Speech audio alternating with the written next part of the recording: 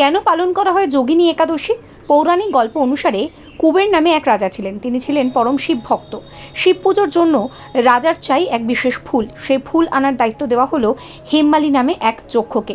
হেমমালীর স্ত্রী বিশালাক্ষী ছিলেন সুন্দরী মহিলা। হেমমালী ওই ফুল আনতে মানস সরোবরে যান, কিন্তু মহাদেবের জন্য পুজো করার জন্য পুজোর ফুল আনার বদলে স্ত্রীর সঙ্গে সময় কাটাতেই ব্যস্ত হয়ে পড়েন হেমমালী।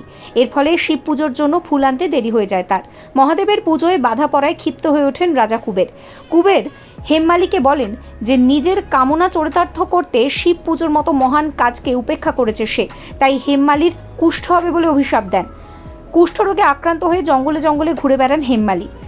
একদিন মার্কণ্ডেয় নামে এক সন্ন্যাসীর সঙ্গে দেখা হয় হেমমালী। তিনি হেমমালীকে বলেন জ্যৈষ্ঠ মাসের কৃষ্ণা একাদশী তিথিতে বিষ্ণুর আরাধনা করলে এই অভিশাপ থেকে তিনি মুক্তি পাবেন। সন্ন্যাসীর কথা মতো যোগিনী একাদশী পালন করে আবার স্বাভাবিক জীবনে ফিরে আসেন হেমমালী। প্রচলিত বিশ্বাস অনুসারে যোগিনী একাদশী পালন করলে সব পাপ থেকে মুক্তি পাওয়া যায়। মৃত্যুর পর সরাসরি স্বর্গে যাওয়া সম্ভব।